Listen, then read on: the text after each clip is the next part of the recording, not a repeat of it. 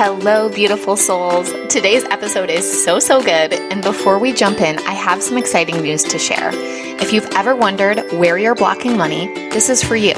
I've created a free quiz to diagnose your money wounds so you can heal them and unblock yourself to receive more money. Just go to moneywoundsquiz.com and answer 6 quick questions to get your insanely accurate and potent results. And if you're loving my vibe and want to work one-on-one to call in more feminine energy wealth, I would love to hear from you. You can shoot me a DM on social media or go to emilywilcox.com to learn more.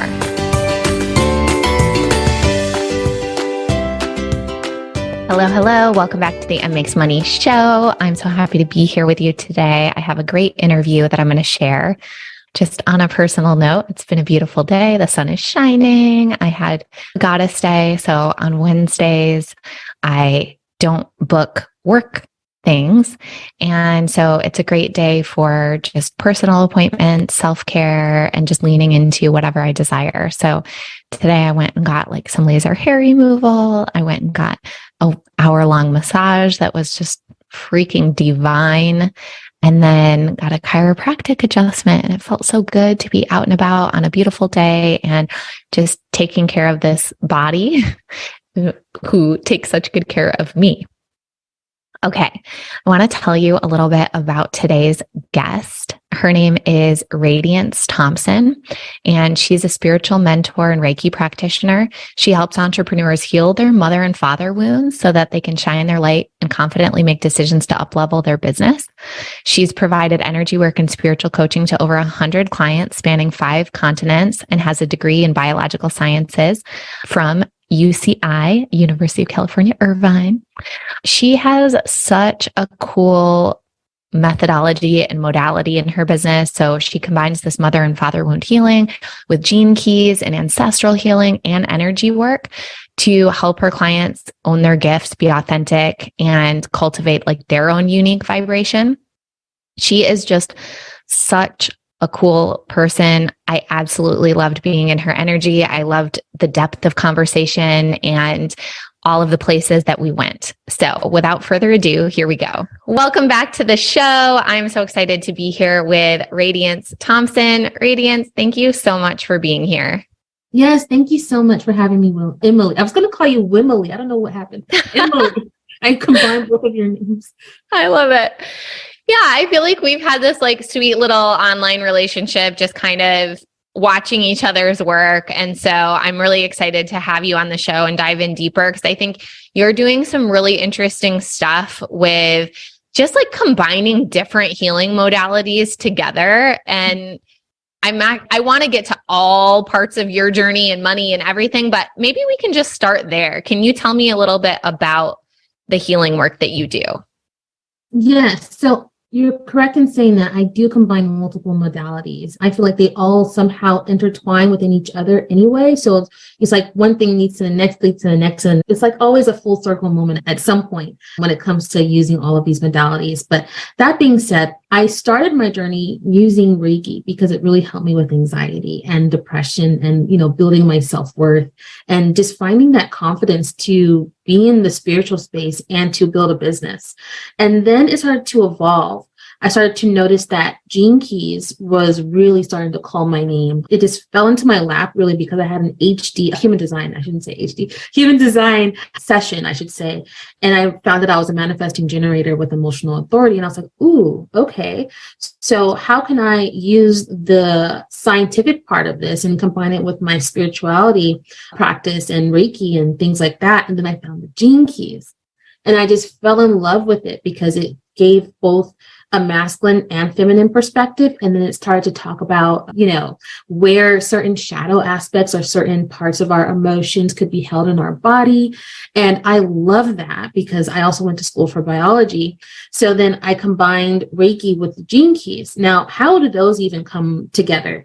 Well, when you talk about Reiki, the biggest thing is finding your light by allowing light to come in and to heal your vessel in so many words. And what the Gene Keys does is it allows you to come back to who you were really meant to be, what your original energy signature is, before all the fluff happened, before all the pain happened, before all the trauma happened, and how you got away from what you were supposed to embody in the first place, how you recalibrate back to your wholeness is what I think the Gene Keys is all about. So with Reiki and the Gene Keys, I have a way of funneling light with my clients, and then I have a pathway of where your light's supposed to take you. Then what's really great is the Gene Key starts talking about, DNA and how it relates with your brand and how you're supposed to love and your genius, and how that relates now to mother and father wounds is, a lot of times when I talk to clients, it always comes back to how they were how they were raised, and how that affects what they do in their business, how they show up in their business, who they become as adults, and how they, navigate through client relationships, and how they show up fully as leaders for the people that have signed up, I should say, to follow them and to be led by them. And a lot of the times what happens is we find out that, hey, maybe there was some sort of way they were raised and how they look at themselves and what they've assigned meaning to, and how those meanings have cultivated how they believe in themselves, how they see themselves. And that ultimately has a lot to do with mother and father wounds and, your inner child. And what happens when you have perceived danger, and how that affects your ability to have your vibration, how that affects your light, how that affects how you shine. It comes back to how that affects your original energy signature, which is cultivated by the Gene Keys. And then how do you get your light back with Reiki? So it's like you can use all of these different modalities to really come back to yourself. So to answer your question, that's how all of those things came together, but it took time, it took years to put the dots together. It didn't just come to me in one day. It came with my own healing journey. I love that so much. And I'm curious, the clients that you work with, do they come to you already knowing about these different modalities, or already recognizing or self-diagnosing that they have a mother wound or a father wound? Or do they just kind of have a curiosity or are open to healing, and then you're sort of pulling all the pieces together for them? Yes. So to answer your question, a lot of times people don't just come around you unless they've already done the education and say, hey, I have a mother wound, help me. I have a father wound, help me. Or I need my Gene Keys. Unless you have education, then you don't really know how those things could benefit you, or you don't have the awareness of how those things are affecting you. So how it's presented as is people pleasing. For example, with the mother wound, perhaps you have a coaching container, because I'm assuming a lot of your audience is coaches and entrepreneurs, right? So perhaps you're a service provider and you have a coaching space, and you have, 10 clients in your group, for example, and 8 of them are saying you have amazing experience and, they're enjoying the coaching container so far. And then all of a sudden, 2 of those 10 are telling you that, hey, I'm not getting what I thought I would get. What can you do to make this experience better for me? And there's that part of you that says, oops, perhaps there's something wrong with me. Perhaps I don't have enough knowledge. Perhaps I'm not giving enough. Perhaps I'm not enough as a coach. And you start to overgive to the point where you're self-sacrificing yourself in your own container, and you're trying to compensate, and you're almost feeling the victim patterns in them. And also, there's a loop pattern of you trying to protect yourself from rejection as well. So that's how the people pleasing comes in. That's how the imposter syndrome comes in. And then that would actually be a symptom of a mother wound.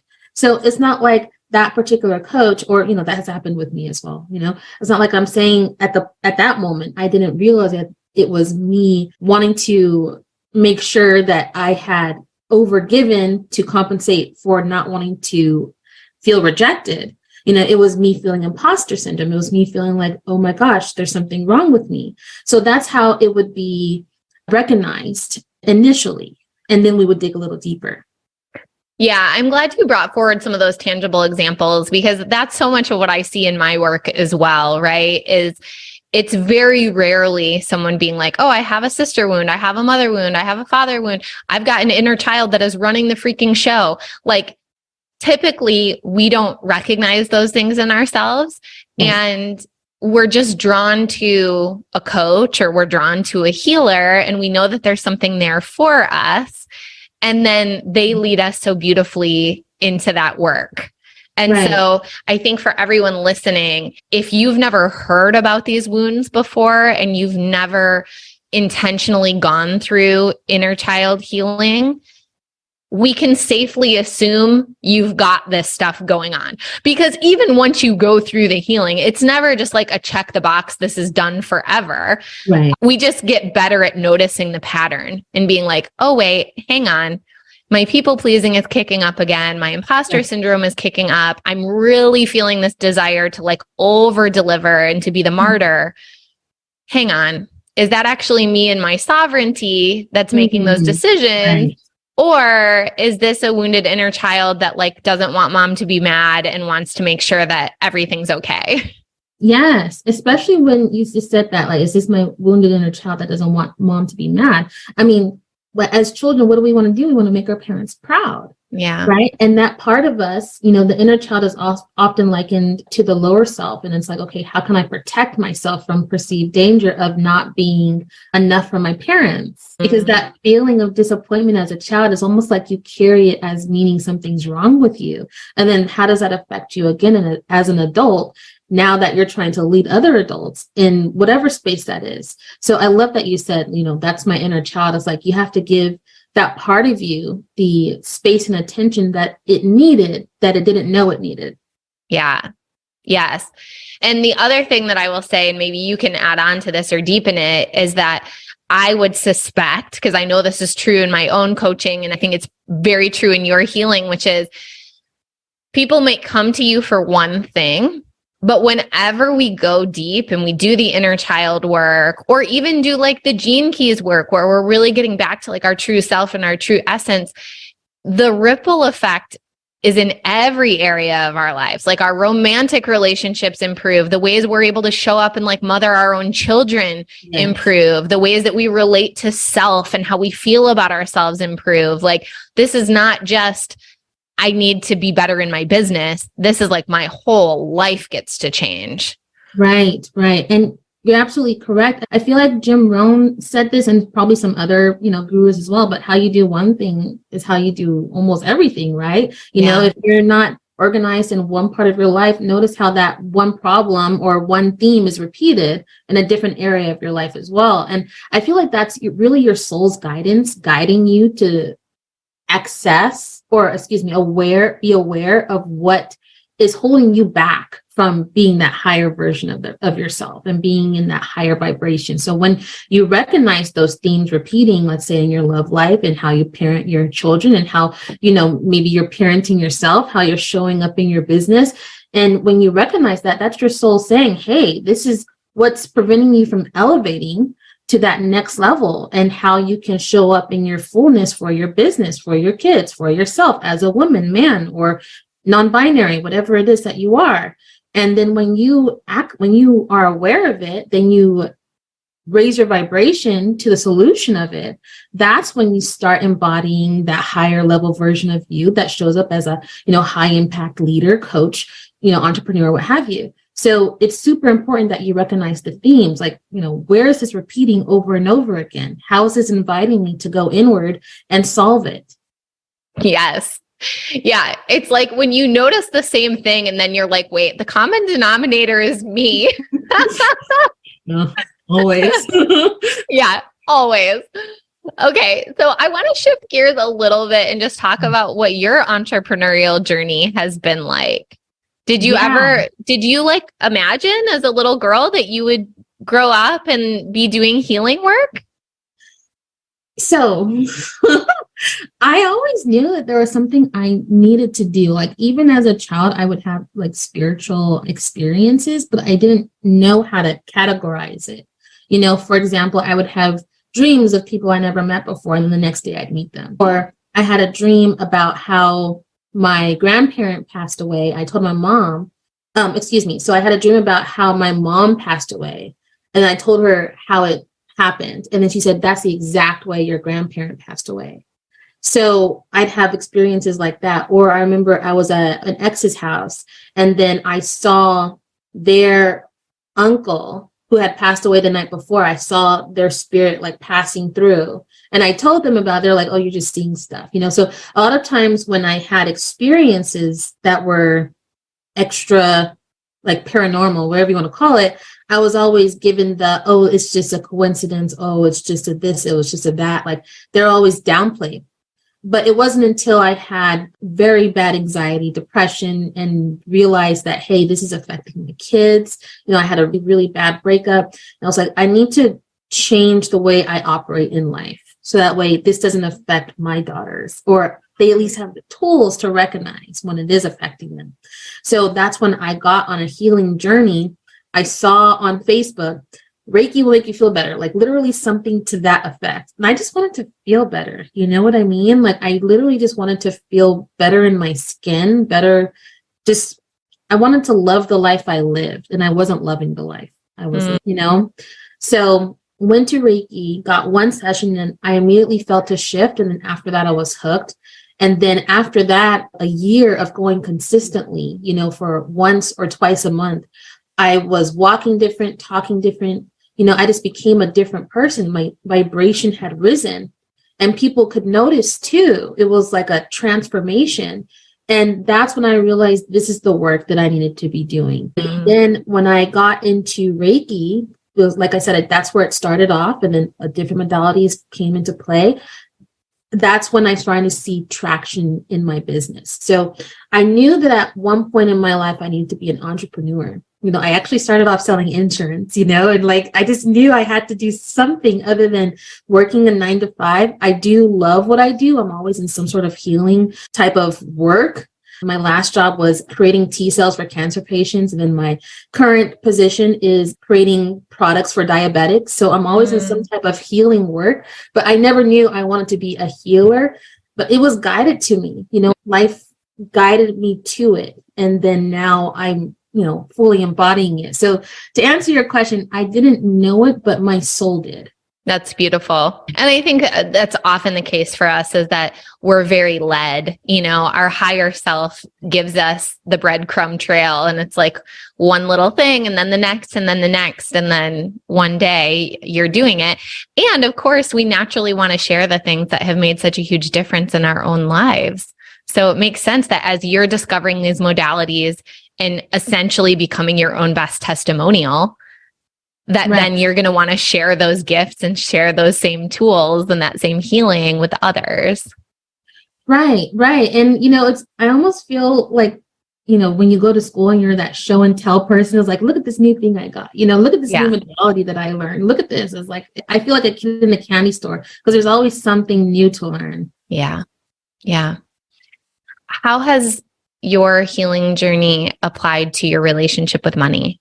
So when it comes to my relationship with money and how now my modalities that I've learned has incorporated mother wound and father wound healing, I realize how my relationship with money has been impacted by my upbringing, you know, being told things like money doesn't grow on trees, that you have to work from hand to mouth. You know, like you have to work 30 years on a job and go and get retirement. And that's the only way that you can have a substantial way of living. You know, I remember I had found a 1942 penny, and those pennies are worth quite a few, like they're worth a lot. And I told my mom, and she was like, I was like, Mom, you know, these are worth a lot of money. She was like, no, they're not. It's just a penny.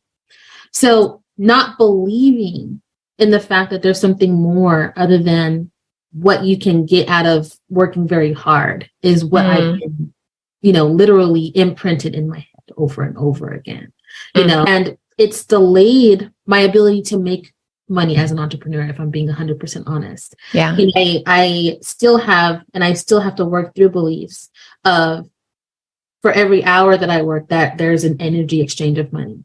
You know, I'm still working through beliefs of hard work gets you more money. Yeah. So absolutely, my mother wound has a lot to do with also overspending, you know, having to compensate for feelings of not enoughness by having retail therapy, you know. And then when it comes to my father wound as well, and I know that I have a bit of a victim mentality that I've had to work through when it comes to making money. Oh, other people are way more capable than I am. Other people are lucky, or other people have more knowledge or, wherewithal than I do. And that's why they're able to get money.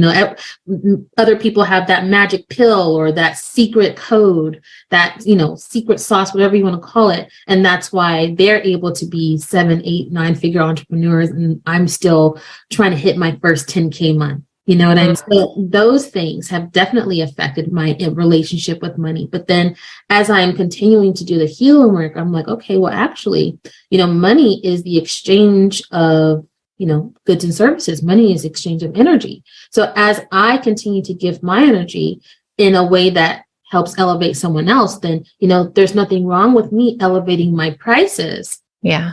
To match that energy exchange. So it's taken time to get to that place and to embody that, to not just to say it, to actually walk it and breathe it and be it. But to answer your question, my healing journey has a lot to do with my relationship with money. Ultimately, I feel like that's one of the bigger things, is as I continue to own my darkness with money, then that's when light will come through in the form of money as well. Totally. And I suspect that there's probably a piece of ancestral and lineage healing intertwined in all of this as well. Could you speak to that? Yes. I think it's by the OJs. I actually sing it quite a bit. It's for the love of money, people will steal from their brothers. Have you heard that song? No. So it's actually a song, and it's a very popular song. I just want to let y'all know that was not my American Idol voice. That was just letting us pick up on the rhythm. Right. Yeah. I can do way better. The melody. But for, in the African American community, we unfortunately still have a lot of healing to do around money. A lot of minorities do. We have this hand to mouth mentality embedded in us from birth. And, our parents do, and their parents do it because not only because of what they've had to do to survive, but also because of colonialism, because of how they've been made to be in the energy of servitude. Yeah. So it's a huge ancestral wound that we are working through. And as I'm saying that, I'm feeling my body just feel all the emotions of that as well. Yeah. So to answer your question, absolutely. But one of the things that I have been working through is using my subconscious work and saying, hey, this condition does not have to be mine. Yeah. And I command my subconscious to say, hey, I command you, you are a function of the universal mind. You obey my every word. The condition of scarcity is no longer yours. And this decision is final and irrevocable. So to anyone that has had scarcity or has had, feast and famine cycles in their business, command your subconscious to start to not only release the condition, but to believe that it can achieve what it wants to achieve. Tell your subconscious that, hey, you have all the resources that you need available to you right now to achieve XYZ goal. Go forth and achieve it. And release that condition. And see, what I like to do is I'll see, for example, scrolls of words come out of my energy field. So scarcity is no longer yours in so many words, right? Yeah. And I'll see that coming out of my body, and I'll see that vision for 17 seconds. And that will activate the reticular activating center of your brain to create that future memory of that already happening. And then what will that do? That'll start programming your brain and body to start acting in that way. So it's super important that when you do these exercises, it's consistent, and also take action. We're energetic beings, but energy without movement is just stagnant energy. You have to move. So make sure you move when you do these exercises. I love you sharing the exercises. And, as you were speaking about the lineage work, it reminded me of that saying that you are your ancestors' wildest dream. And every time I read that or I'm reminded of it, it always gives me chills. And it's such an invitation where it's like, am I actually living a life that is congruent with being my ancestors' wildest dream? Wow, yeah. What would their wildest dream be? Can I take it further? Right? Can I do more healing work and really claim it on behalf of my whole lineage? Yeah. So it's like I get to bring them with me rather than almost dissociate with their trauma. Yeah. You know what I mean? Because I think sometimes we do that where it's like, ooh, that's yicky. That's not mine anymore. Yeah. And it's like, what if I'm a gift to all of us because I'm the one who now has all of the tools to heal it for all of us? Right, right. And I love that you said that too about the icky part, you know, and like that part is, it's sticky, you know, it does want to stick to you. But it's like at the same time too, when you reject any part of your lineage, you're rejecting part of yourself, you know, because there's parts of you that you would not be without them.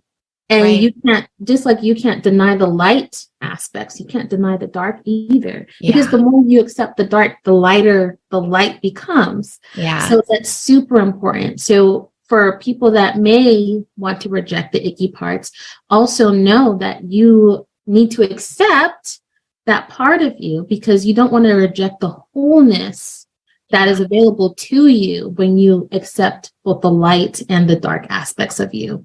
And one thing I wanted to piggyback off of what you said too, when, you know, one of the things that when you started to talk about your ancestors being you being your ancestors' wildest dreams, I started to think immediately to how a lot of the Holocaust survivors, 3 and 4 generations down, they have imprints on their DNA of trauma from that instance that happened 4 generations ago. So that being said, you're carrying your ancestors with you right now as we speak, we're carrying them with us. We're carrying their traumas with us. But the beautiful part about DNA and the beautiful part about the effect that light has is that because of those traumas that have affected your DNA, what happens is you'll get like methylation. So little methyl groups will start to part, or HDACs. You'll have methyl groups, which are methylations, or you'll have HDACs. Now, I forget what the HDACs are. They might be diacetyl groups. Either way. So what happens is it gets on your DNA and it starts to cause different genes to be expressed more or less, right? But with light, you start to unwind your DNA. And that creates a different sequence of DNA to be expressed. So that being said, if you add light to the perceived darkness, not only will you free your ancestors, but you will also be the walking embodiment of what that gift, what that gene that you inherited could have been, right? So I hope I didn't get too sciencey. You know? No, I love this conversation. We realize that we are carrying them, but we don't have to carry their burdens if we can bring light to what their burdens are, like lighten the load. Yes. I'm so glad that you went there, like into the shadow work, but then also into the DNA work, because you know, people talk about DNA activations and stuff. And I think it's a newer term kind of being thrown around in the healing space, but there actually is so much science behind it. What you're talking about with gene expression, like we know this, and you can literally go back and look at studies where there were a group of people that went through a famine, and you can see how that completely changed the gene expression, like for their lineage and for their kids. Like this is hard science. Now, the thing that hard science is going to take some time to catch up to is, well, how do we heal it? And so the healers always go first, and then later the science catches up to be able to explain why the healing actually works. Right. Always. Yeah. Always. Because if you think about it, how long has the term aura been around, right? How long has that been around? But now science is starting to call it a biofield, right? It's a biofield now, but it's been called an aura for a long time. Or when we've said that, you know, we're light, we have light and we're emitting light with our aura, you know, they're now starting to say we lose biophotons when we have stress levels, right? We start to lose biophotons and we start to leak off our light. Well, how long has the healing community and the spiritual community been talking about aura leakage and the fact that stress causes aura leakage and it causes your aura to collapse on itself? So right. Yeah, science is catching up to the woo. It's always that first, you know, they'll get it eventually. Totally. And like, I'm not knocking it because I think it's so great. Like some people are going to wait for the science. And so then when the science catches up, then it opens a whole new group of people to maybe choose to get curious about something that otherwise seemed crazy. Like, and that's okay. Cause like, it's all good and we're all in the right place at the right time. And we all find the healing for us when we're really ready for it. Yes. That's why I really enjoy Joe Dispenza and his work, because he's really merging the two in a beautiful way, in my opinion. So yes, what you're saying, absolutely correct. Like I feel like when there's more people that understand that they can both coexist, that will open up the minds of both like naysayers of science and naysayers of spirituality. You know what I mean? Yeah, totally. Okay, so I've got a few more questions about money, just sticking with the mission of the show. So tell me, what are some of your favorite practices to be in relationship with money and to sort of upgrade your money manifestation? Yes. So as far as my money manifestation, I do a little bit of woo stuff. I like to burn my bay leaves, and I'll write like little notes of what type of money that I want to create in my practice. And then I'll infuse it with good energy. So for anyone that wants to try this, I have a bay leaf, I write down what I want, and then I'll hold the bay leaf in my hands. I'll pray, I'll infuse energy into it, and then I'll burn it. But the one thing that you have to do is believe as well. So if you find your beliefs going back and forth, go back to the exercise that I did earlier and release the condition of perhaps scarcity again, and keep on recalibrating back to those higher vibe emotions, higher vibe feelings. This, Joe Dispenza calls this, brain and heart coherence. So that way you can maintain your higher vibration and attract more of what you want when it comes to money. Because again, if we go back to the mother and father wounds and how your relationship with money was cultivated as a child, that affects your vibration and it affects what you're able to attract. So go back, see how your money relationship was cultivated as a child, especially focus on the 0 to 7 ages of years. So 0 to 7, 8 to 14, and 15 to 21, because those 3 7-year cycles have a lot to do with your development as a child, your cognitive development as a child, and how you are now functioning as an adult. So you can do the bay leaf and then add the heart coherence and brain coherence as well. I also do little things like adding fenugreek seeds to the corners of my house. It's a little bit of like an African-American hoodoo type thing where you just have, the earth around you to attract wealth. Burning cinnamon as well. I do money manifestation, like affirmations too. So working on my relationship with money, saying and having respect for money, telling money that for every dollar I spend, it comes back times 10, just recalibrating how I view money and how my behavioral patterns are when it comes to money.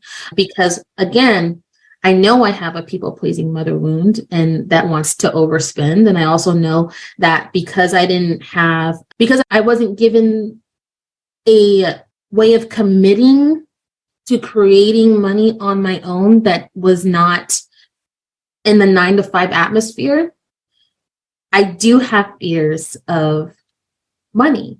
I do. If it's not done in a 9 to 5 atmosphere, I'm like, okay, well, how is it going to happen? So I have to always go back and, it's taking time. If I'm being 100% honest, it's taking me longer than I'd like, but by me doing the work, I know that it's helping my kids at the end of the day. Yeah. Well, and thank you for being so transparent, because one of the questions that I've been starting to ask every guest is like, where is money still hard for you? And like, you just were vulnerable and you named it. And it's like, me too. I don't know anyone who's like, oh, I just made money so much faster than I thought that I would. And I knew how to keep it and I knew how to turn it into more money. Like the vast majority of us are like, I thought I'd be further ahead by now. Right. Even though where we're at is often pretty darn good. It's just that this is part of the human experience, is that we want to be on the leading edge and we want to continue manifesting more. And so as our actual relationship with money or our career has grown, so has our vision of what we know is possible for us. And that vision's always out ahead, as it should be. Right. You know, it's like no one's like, oh, my vision is exactly what I'm living today. Well, for that person, checkity check, nothing left to do. check. That's fine. Yeah. But like when it comes to you saying, you know, wishing you were further ahead, you know, people, that being a common belief, I feel like that's natural. You know, I feel like it is. If we weren't really on the course of evolution, then why would we be okay with where we're at? You know? Right. So of course I feel like that, but I feel like when it comes to that, you know, piggybacking off of that, that can also be part of your mother wound as well, you know, comparisonitis. Mm-hmm. And, you know, how am I comparing to the next? And how is my ability to, you know, achieve value, you know, determined by my level of, you know, attractiveness, you know? And that has a lot to do with that as well. So when it comes to money, especially when it comes to the mother wound, you know, often we, you know, as feminine energies, I shouldn't just say just women, but as a feminine energy, often your value is associated with how attractive you are and how you can attract a mate to provide the security of money for you, you know? And then when that's not there, it's like, okay, well then how, like that can cause a little bit of a savior complex when it comes to money as well. And then how can I be both the masculine that goes after the money, right? How can I embody that masculine energy? But then how can I also be in receptive mode too?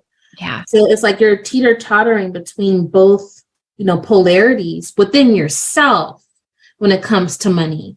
And that can be very difficult to understand if you're not aware of the energetics of it. Totally. Like you've got to up your observation game so that you can really notice what's actually happening inside of your own thoughts and feelings and in your own body. But you're right. It's so true. Like us not feeling like we're far enough along. I think there's a healthy spectrum of that and there's an unhealthy spectrum. And the reason I like to normalize these conversations on the podcast is that we can't really figure out whether we're in a healthy space with it or not often when no one else is talking about money. So there is something good about being like, me too. Oh, you think you could be further along? You too? Oh, you do also? Oh, okay. So that's just a normal part of the human experience. I'm not broken. Whew. There's nothing wrong with me, right? So like that part is so beautiful. And it also helps illuminate if there is an unhealthy pattern in there where it's like, oh, I can't be satisfied until I get this thing. And it's like, well, I mean, I used to live that way. And I was like, okay, so does that mean I'm going to be unsatisfied my entire life? Right. Because I think it's really a setup. Like there is no there. I've crossed the finish line and I'm done. Right. So is me not being far enough along lack, or is me not being as far as I could be anticipation? Ooh, that means it gets even better. Cool. Right. Can't wait for that to happen. Yes. I love that. Like it kind of relieves pressure too of like having to wait until everything is perfect for you to experience, you know, joy and fulfillment in your life, you know, because it's like, okay, well, if I'm waiting for all the pieces to fall where they may, I mean, that may take an entire lifetime. So what are you going to do? You're going to be unhappy for the rest of your life because everything isn't exactly where it should be. So I really love that because I feel like a lot of people, including myself, have to get out of that programming of, you know, all the pieces have to fall exactly where they need to be, or I have to check all the boxes, like you said, in order for me to experience this fulfillment and wholeness. But when it comes to money, especially, I feel like because that does create the foundation that you need to feel secure. So that way certain problems are eradicated. And I feel like, you know, there's like a little bit of a misunderstanding that money doesn't provide happiness in that way. It does. You know, when you can just go on your phone and say, I want to go here, or I can pay off this without having to like do calculations and do transfers. And like, you know, when you're not having to go round and round in your head about how you're going to do the simplest things just to survive, you know, there is a happiness that comes with that. And there's nothing wrong with saying that. And there's nothing wrong with expressing that. And I feel like that also comes back to your father wound as well, because if you're not given a way of having a foundation and a way of knowing that you're going to be provided for and given, led in a way, especially when it comes to how money does help provide a pathway for you, then you're like, okay, well, how am I going to do life? How can I be committed to making my life better when I don't even have the resources to do that? Yeah. There's a common saying, but it's a fact. It takes money to make money. You can start with a little bit, but eventually you're going to need more resources. Yeah. So it's time for us to start feeling comfortable calling in those resources and not being addicted to the victim mindset of,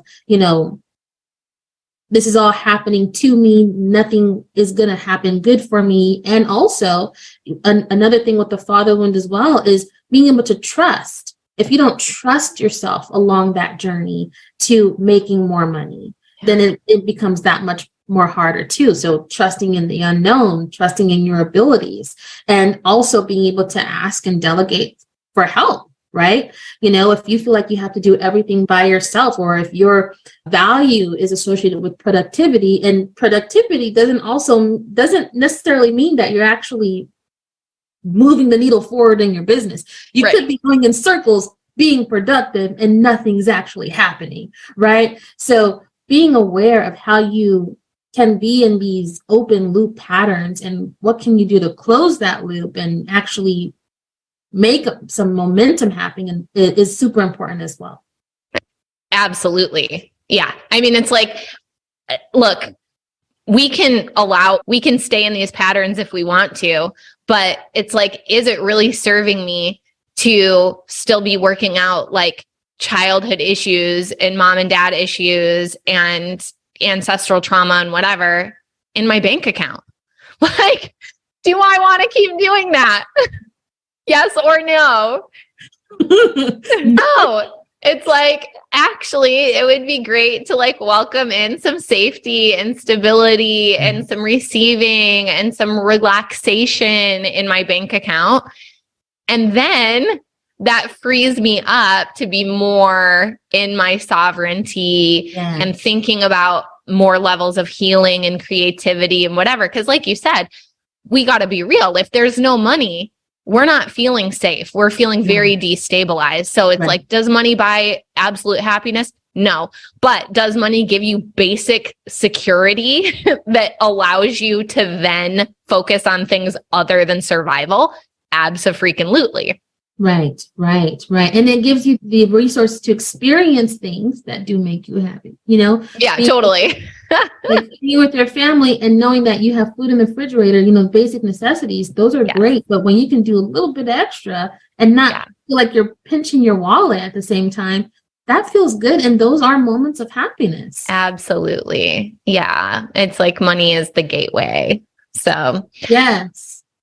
This conversation has been so life-giving. Thank you so much for being here, and tell everyone where they can find you and follow along with your work.